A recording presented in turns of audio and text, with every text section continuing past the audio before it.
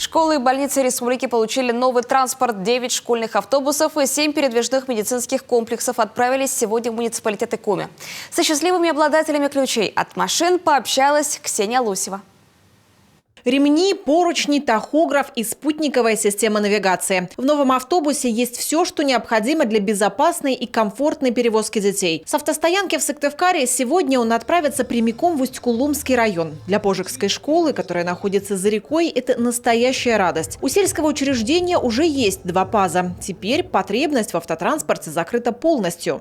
У нас 128 детей, и мы подвозим больше 85 детей. И больше половины у нас получается очень актуально. У нас 3 маршрута школьных, много из разных деревень. Мы в основную школу, большую школу подвозим.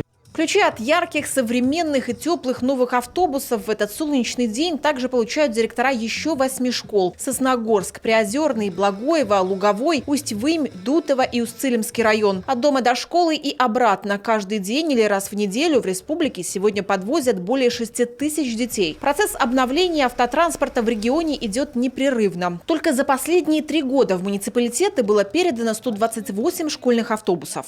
Мы обновляем наш школьный автопарк, не дожидаясь десятилетнего срока эксплуатации, не дожидаясь, пока наши автобусы встанут вдруг посередине дороги и не смогут довести наших детей. Мы вместе с вами постоянно формируем новые актуальные заявки, и благодаря вот таким программам, которые есть на уровне Российской Федерации, обеспечиваем наших школьников безопасным подвозом к месту учебы и обратно.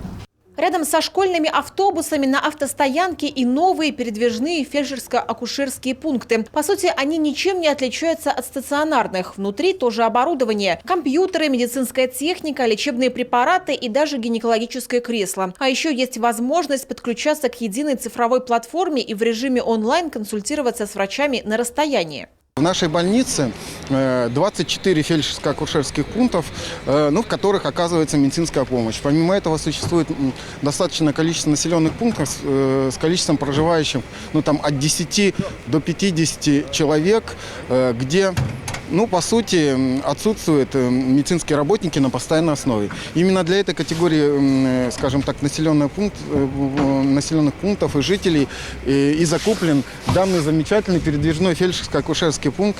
Новые машины поступят в распоряжение 7 районных больниц. Это позволит оказывать медицинскую помощь на селе и привозить врачей, акушеров-гинекологов, а также других узких специалистов в самые отдаленные населенные пункты Коми. Важно, что транспорт адаптирован под наши северные реалии и бездорожье. Проедет везде. Для нашей республики Коми, растянувшейся на сотни километров с юга на север, с запада на восток, приобретение техники для медицины, для образования приобретает и имеет особо важную значимость.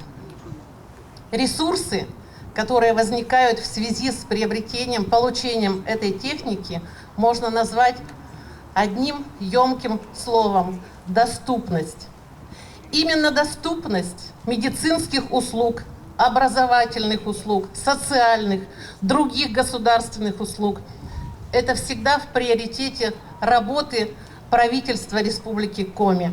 9 школьных автобусов и 7 передвижных медицинских комплексов на базе автомобилей ГАЗ поступили в республику благодаря участию в федеральной программе в рамках соглашений между правительством региона и Минпромторгом России. Работу продолжат и в этом году. Так, в 2023-м Коми ожидает более 40 школьных автобусов и 30 новых стационарных ФАПов. Ксения Лосева, Дмитрий Булаев, телеканал Юрган.